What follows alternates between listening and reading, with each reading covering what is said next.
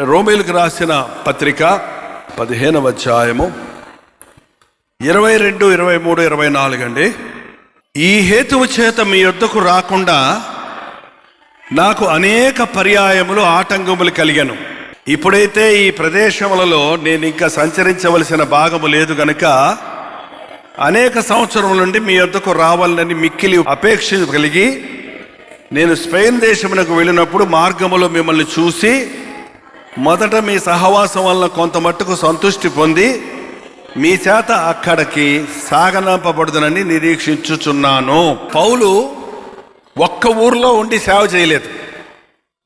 దేవుడు ఎక్కడికి వెళ్ళమంటే అక్కడికి వెళ్ళి సేవ చేసేవాడు. ఆయన ఎక్కడికి వెళ్తే అక్కడికి జనులు వచ్చేవాళ్ళు, మనుషులు మారేవాళ్ళు. 1000 మంది కాకపోయినా 10 మందో 5గురో 100 మందో మారేవాడు. మారిన వాళ్ళని అక్కడ ఒక సంఘంగా ఏర్పాటు చేసి మరో చోటుకి వెళ్ళిపోయేవాడు. ఆ రోజుల్లో ఫోనులు లేవు, టీవీలు లేవు, పెన్ను కాగితాలు కూడా లేవు. రాయాలంటే తోలు తట్టీల మీద గట్టిగా రాసేయాలి. ఆ సంఘాలకి కొన్ని మాటలు ఆయన రాసి ఆ ఉత్తరాలను పోస్ట్ ఆఫీస్ లేదా రోజుల్లో మనుషులతో పంపించేవాడు. రోమా పట్టణంలో ఉన్న సంఘంతో మాట చెప్తున్నాడు, నేను మీ దగ్గరకు రావాలని ఆశపడ్డాను కానీ రాలేకపోయాను. సాతాను వలన ఆటంకం కలిగింది. సాతాను దేవుని కార్యాలను ఆటంకపరచడానికి ప్రయత్నిస్తాడు. నేను అనేక స్థలాల్లో తిరిగి పరిచర్య చేస్తున్నప్పటికీ కొన్ని స్థలాల్లో పంట పండి ఉండటం చూస్తున్నాను. మనుషులు ఆసక్తి కలిగి ఉండటం చూస్తున్నాను. ఆ ఆసక్తిని ఆసరాగా చేసుకొని అనేకులు అట్టివారిని తప్పుదారి పట్టించే వాళ్ళు కూడా ఉండడం చూస్తున్నారు. చేయవలసిన సేవ సరైన సేవకుడు చెయ్యకపోతే తప్పైన సేవకుడు వచ్చి వ్యక్తుల్ని తనదారిని పట్టిస్తారు. పౌలు శీలలు అద్భుత కార్యాలు చేసినప్పుడు, స్వస్థతలు చేసినప్పుడు ఆ యొక్క జనులందరూ వచ్చి దండలు తీసుకొచ్చి వీళ్ళే దేవదూతలు మనని రక్షిస్తానికి వచ్చారు అంటే ఏమన్నారు పౌలు శీలలో? మేము మీలాంటి మనుషులమే, మీరు పూజించాల్సింది మమ్మల్ని కాదు. ఎవరిని పూజించాలి మనం? యేసుక్రీస్తు ఒక్కడే పూజకు అర్హుడు. దేవుని సేవకుల్ని గౌరవించండి కానీ పూజించకండి. ఏ నరుడు పూజకు అర్హుడు కాదు. యేసుక్రీస్తు మన కొరకు సెలవులో ప్రాణమిచ్చాడు.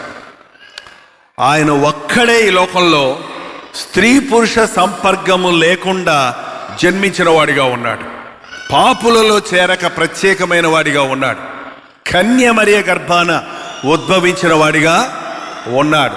లోక పాపములను మోసుకొని పోవే దేవుని గొర్రెపిల్లగా ఈ లోకంలోనికి వచ్చి నీ నా పాపాలను ఒకేసారి వర్తమాన భూత భవిష్యత్ కాలంలో ఉన్న సకల జనుల పాపముల కొరకు కలువరి సెలవులో ప్రాయశ్చిత్త బలిగా తన ప్రాణాన్ని ఇచ్చాడు.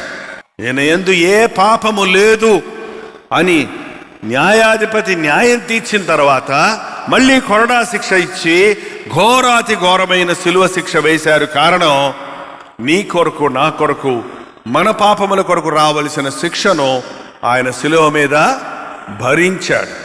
ఆయన మరణము, పాపం వల్ల వచ్చు జీతము మరణము, ఆ మరణాన్ని, మరణము యొక్క బలము గల వాడిని మరణము ద్వారా ఓడించి మరణాన్ని మింగేశాడు. మరణపు ముళ్ళు విరిచేశాడు.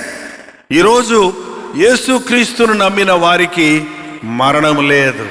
మరణం అంటే ఈ లోకంలో మరణించే మరణం అందరికీ ఉంటుంది. కానీ మరణించిన తర్వాత రెండవ మరణం ఉంది. అది అగ్ని గంధకములతో మండే గొండం. ఆ నరక శిక్ష నుంచి మనకు తప్పించడానికి ప్రభువు మరణించి మరణాన్ని జయించి 3వ దినాన మృత్యుంజయుడై లేచి ఉన్నాడు. ఇలాంటి దేవుడు ఎక్కడ లేడు. అందరి సమాధులు మట్టితో కుళ్ళిపోయిన ఎముకలతో మూయబడిన సమాధులుగా ఉన్నాయి. కానీ యేసు ప్రభు సమాధి తెరవబడిన సమాధిగా ఉంది. మీరు యెరూషలేం పట్టణం వెళ్తే ఈరోజు అక్కడ తెరిచిన సమాధిని మనం చూస్తాం. ఆ సమాధిలో ఆయన లేడు.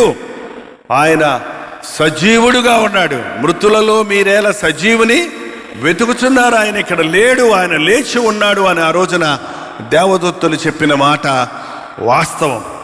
కాబట్టి యేసుక్రీస్తు నిజమైన దేవుడు, మన పాపముల కొరకు పరిహారము చేసినవాడు, పాపులలో చేరక ప్రత్యేకంగా ఉన్నవాడు, పైనుండి వచ్చినవాడు, సిలువ మరణము పొందినంతగా తన్ను తాను తగ్గించుకున్నవాడు. అందుకని యేసు ప్రభువు నామములో ప్రతి మోకాలు వంగాలని, ప్రతి నాలుక యేసే ప్రభు అని ఒప్పుకోవాలని అన్ని నామాలకి పైనామంగా యేసు ప్రభు నామాన్ని దేవుడు హెచ్చించాడు. కాబట్టి యేసు ప్రభువుకి ఇవ్వవలసిన ఘనతను, ఆయనను పూజించవలసిన పూజార్హుడైన క్రీస్తును తప్ప మరి ఎవరిని ఎప్పుడు ఎట్టి పరిస్థితుల్లో పూజించవలసిన అవసరం మనకి లేదు. దేవుని వాక్యం చెప్తూ ఈ రోజున అనేకులు గొర్రెతోలు కప్పకున్న తోడేల్లాగా జొరబడి మందను చిందరవందర చేస్తున్నారు, అమాయకమైన విశ్వాసులు. చూడండి, ఈ రోజున కొత్తగా రక్షించబడిన వారు ఏం చేయాలి? యేసు ప్రభువుకు దగ్గర నుండి ఆశీర్వాదాలు కావాలంటే, స్వస్థతలు కావాలంటే, కుటుంబం రక్షించబడాలంటే, ఉద్యోగం కావాలంటే, గర్భఫలం కావాలంటే, బిడ్డలకు పెళ్ళిళ్ళు అవ్వాలంటే ఏం చెయ్యాలి? ఏం చెయ్యాలి చెప్పండి చూద్దాం. ఏం చెయ్యాలి? ప్రార్థన చెయ్యాలి. ఎవరు? పాస్టర్ గారా? పాస్టర్ గారు చేస్తే చేస్తారు, కానీ ఎవరు చేయాలి? మీరు చేసుకోవాలి. అంతేగాని కానుక పంపించేస్తే పాస్టర్ గారికి, పాస్టర్ గారు ప్రార్థన చేస్తే మనం బిర్యానీ తిని పలావ్ తిని పడుకొని నిద్రపోతే సరిపోద్దా? ఆహా, మేం ప్రార్థన చేస్తే మీకు అన్నీ వస్తాయి అని చెబుతున్నారు. కానీ ఎవరు ప్రార్థన చేసినా శుద్ధ హృదయంతో ప్రార్థన చేస్తే, విశ్వాసంతో ప్రార్థన చేస్తే, నా నామములో మీరు ఏమి అడిగినా అది నీకు ఇస్తాను అన్న యేసు ప్రభు మీకు ఎప్పుడు ఇవ్వటానికి సిద్ధంగా ఉన్నాడు. పాస్టర్ గారులకు ప్రార్థన చేయమని అడగటం మంచిదే.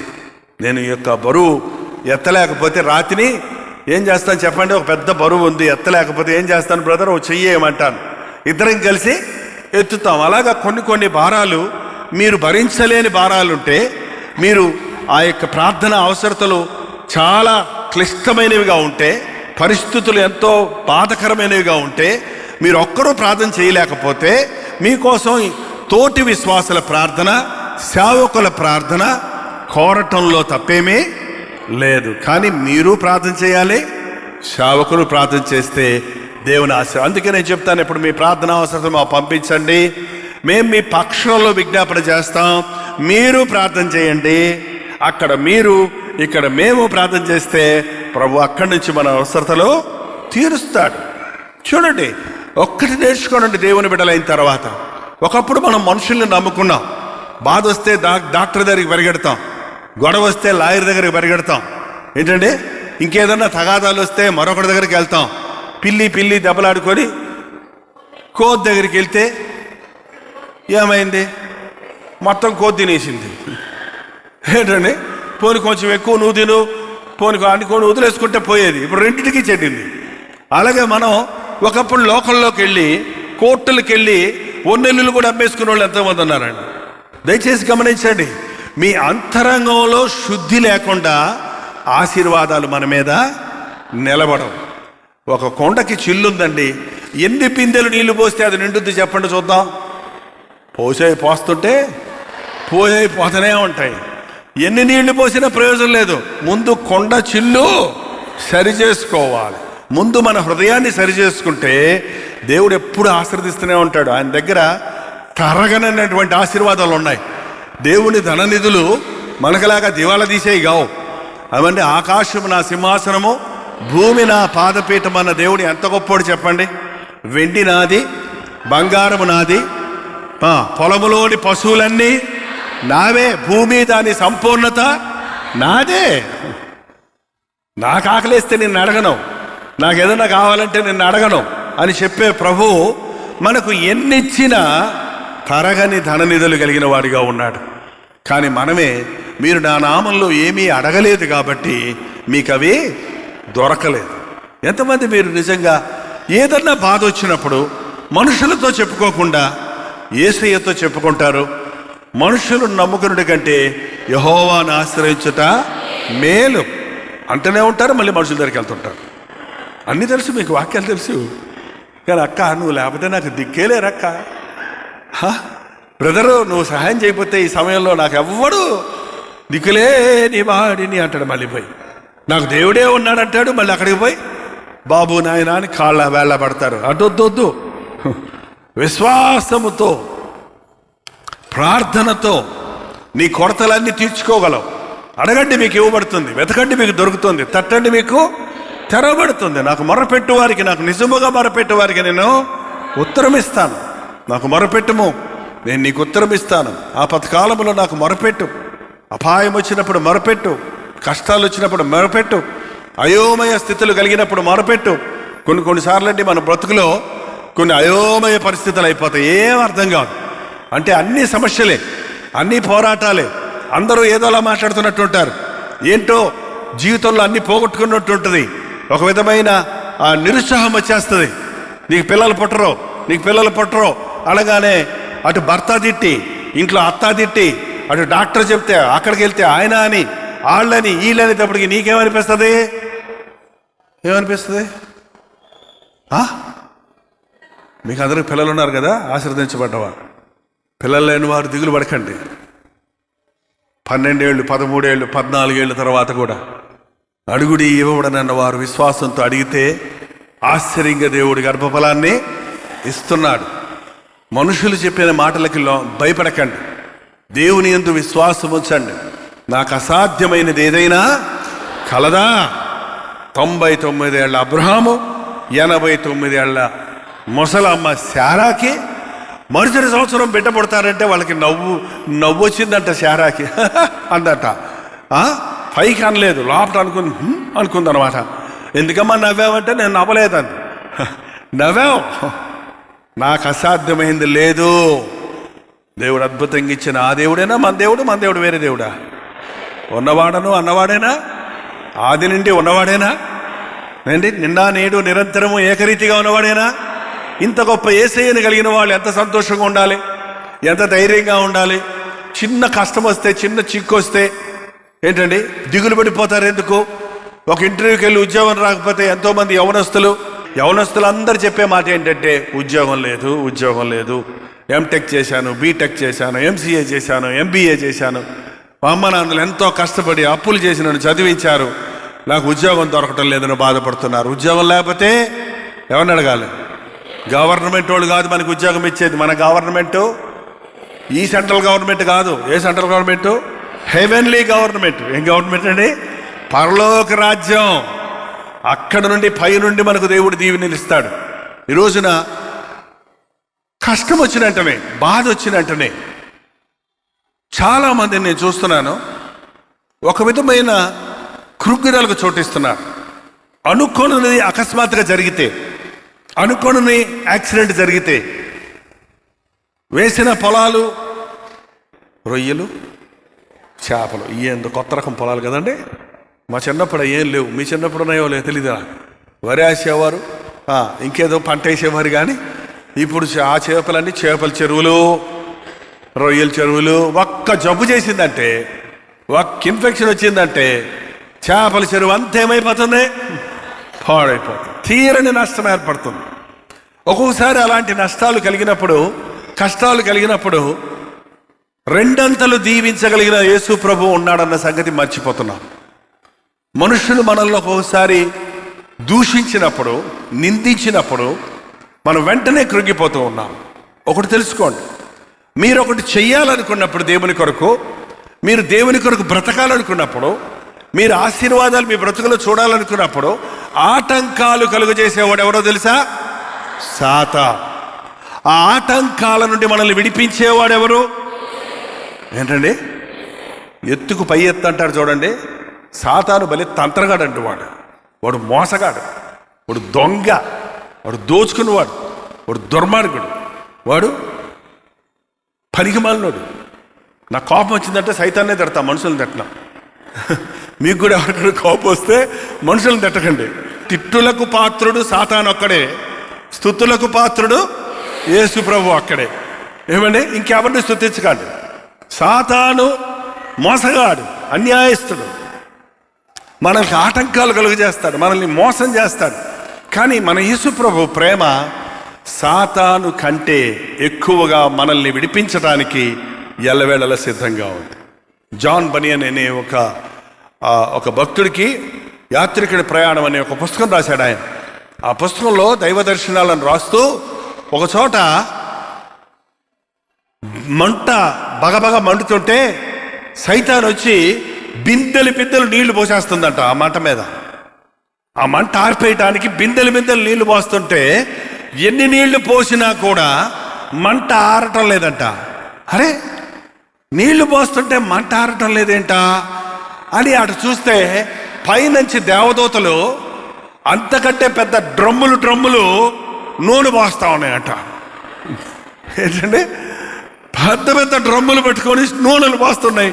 కాబట్టి ఎన్ని నీళ్లు పోసినా మంట మాత్రం మనం దేవుని బిడ్డలమైతే సాతాను మనల్ని ఆర్పేయాలని, అణిచేయాలని, మనల్ని పాడు చేయాలని, మనల్ని చల్లార్చేయాలని, మనం బగబగ మండి దేవుని కొరకు రోషంగా జీవించకుండా చేయాలని ఎన్నో మంత్రాలు చేస్తాడు. కానీ మన ప్రభు మనం ఆరిపోకుండా ఆయన మహిమపరుచున్నట్లుగా తన ఆత్మను మన మీద కుమ్మరిస్తాడు.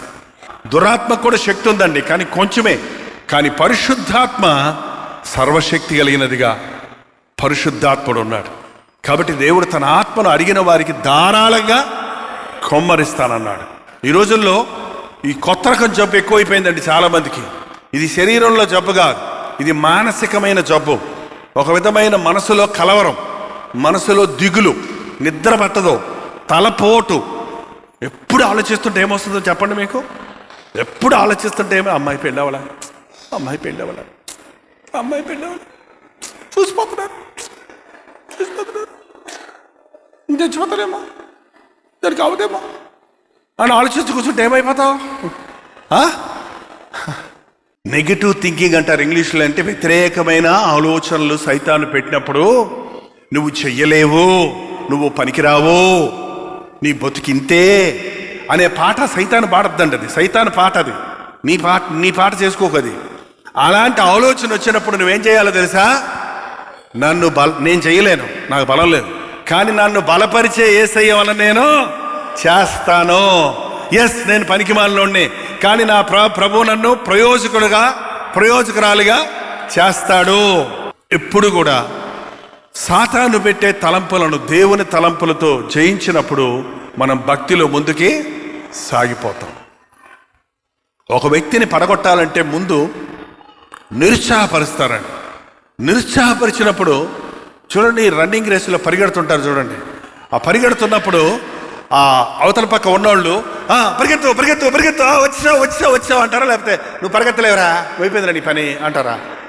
ఏంటండి, ఒకవేళ అలా పరిగెత్తేవాడిని, రే ఎర్రడికి రేసులో నువ్వు అంతేరా అన్నావు అనుకో, వాడు అయిపోతాడు, అయిపోతాడు. ఏంటండి, వాడికి ఓపిక లేకపోయినా సరే పరిగెత్తు వచ్చేసావు అంటే సార్ ఇంకా ఓపిక వచ్చేసి పరిగెడతాడు చూడండి.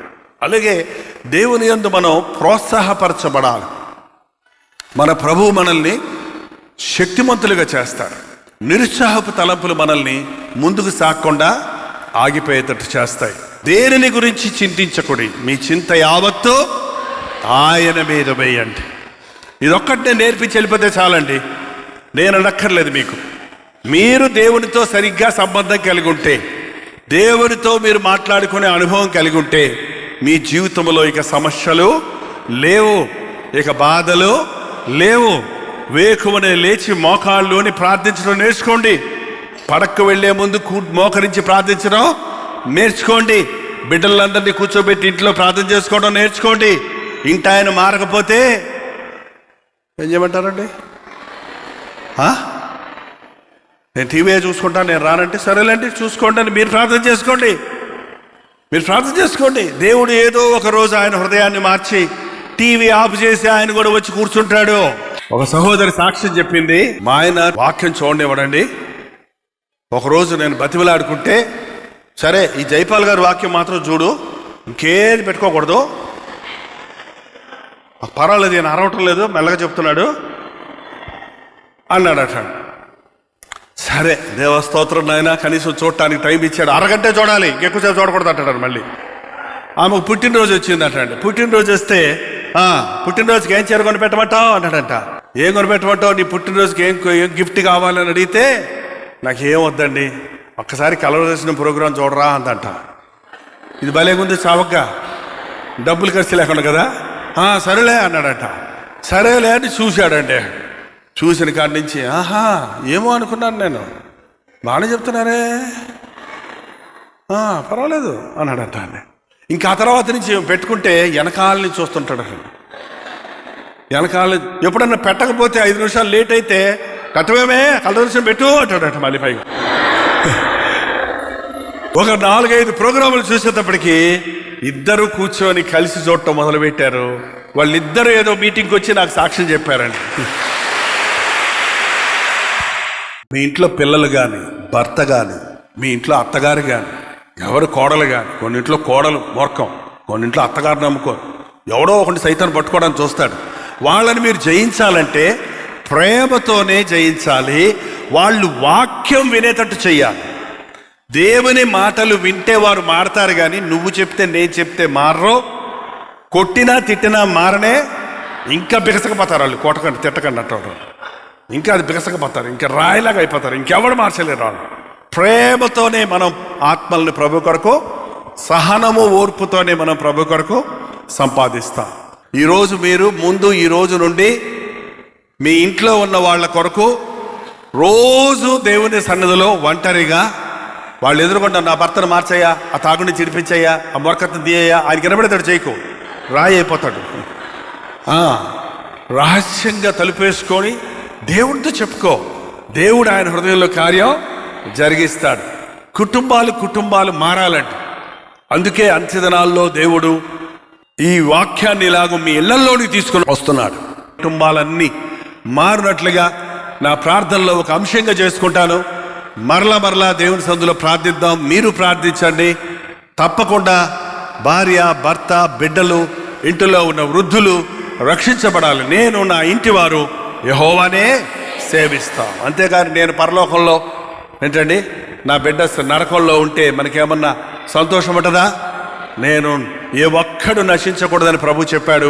మన ఇంటి వారందరినీ ప్రభు కొరకు రక్షణలోనికి నడిపించుకోవాలి.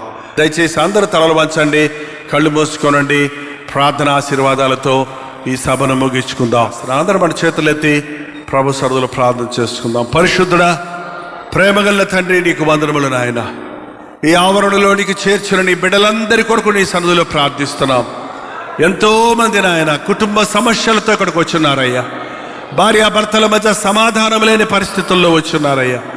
బిడ్డలు లోబడటం లేదనే బాధతో వచ్చున్నారు నాయన. కుటుంబాలను కట్టేదేవా నీకు వందనాలయ్యా. ఇక్కడ ఉన్న ప్రతి సహోదరిని దర్శించుము నాయన. తన యజమానిని మార్చుకునే సహనము, ఓర్పు, విశ్వాసము, ప్రార్థన దయచేయము. బిడ్డలను రక్షించుకునేటువంటి కృపలను దయచేయము. సాతాను కబంధ హస్తాల్లో ఉన్న ఆత్మలను నజరేయుడైన యేసుక్రీస్తు నామములో విడుదల చేయుచున్నాము తండ్రి.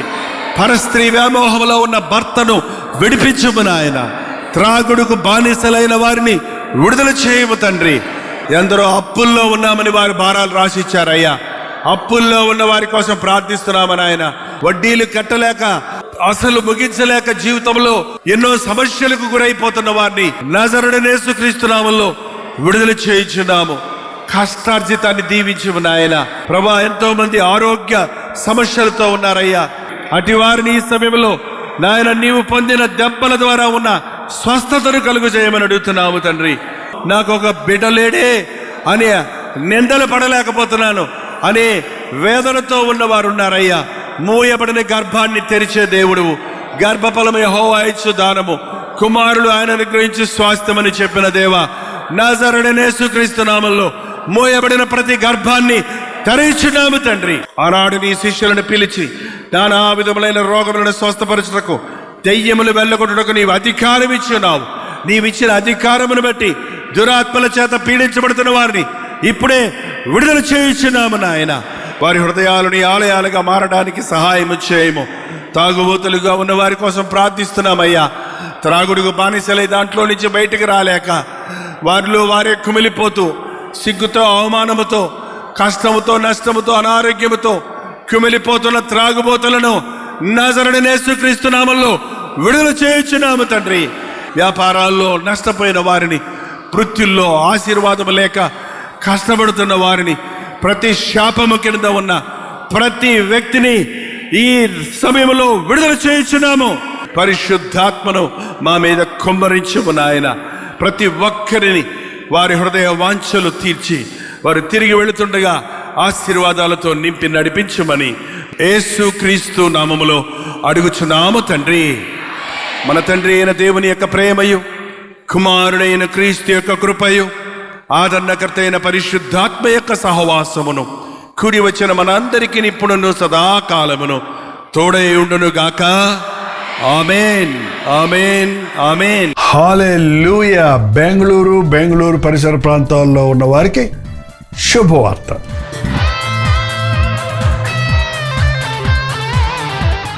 ప్రభుత్వమైతే బెంగళూరులో మే నెల 28వ తారీఖున ఒక ప్రత్యేకమైన 1 డే గెట్ టుగెదర్ను మీ కొరకు ఏర్పాటు చేస్తున్నాం. మధ్యాహ్నం 2 గంటల నుంచి 5 గంటల వరకు, 6 గంటల నుంచి 9 గంటల వరకు జరిగే ఈ 2 సెషన్స్లో పాల్గొని దైవాశీర్వాదాలు పొందండి.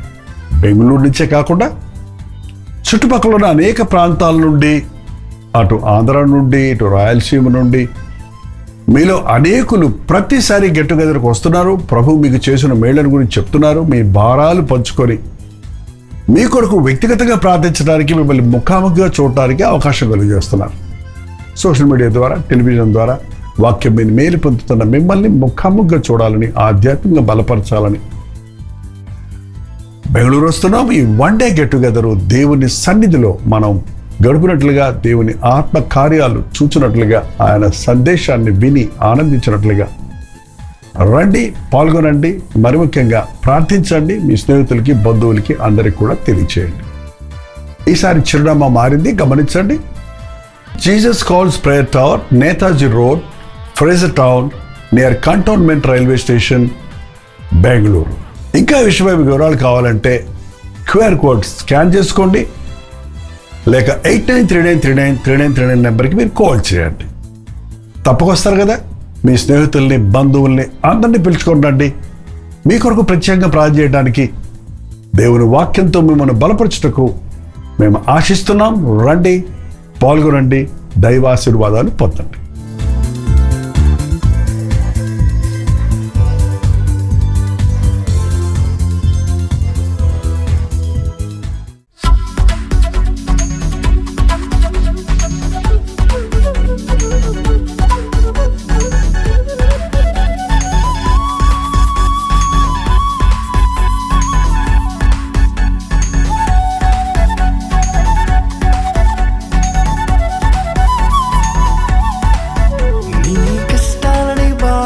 శ్రమలన్నీ తీర్చే అనాథుడు యేసే. నీ కష్టాలని, బాధలన్నీ, శ్రమలన్నీ తీర్చే అనాథుడు యేసే. ఆది నుండి ఉన్నవాడు ఆ దేవుడు, అద్భుతాలు చేసేవాడు నా యేసుడు. ఆది నుండి ఉన్నవాడు ఆ దేవుడు, అద్భుతాలు చేసేవాడు నా యేసుడు.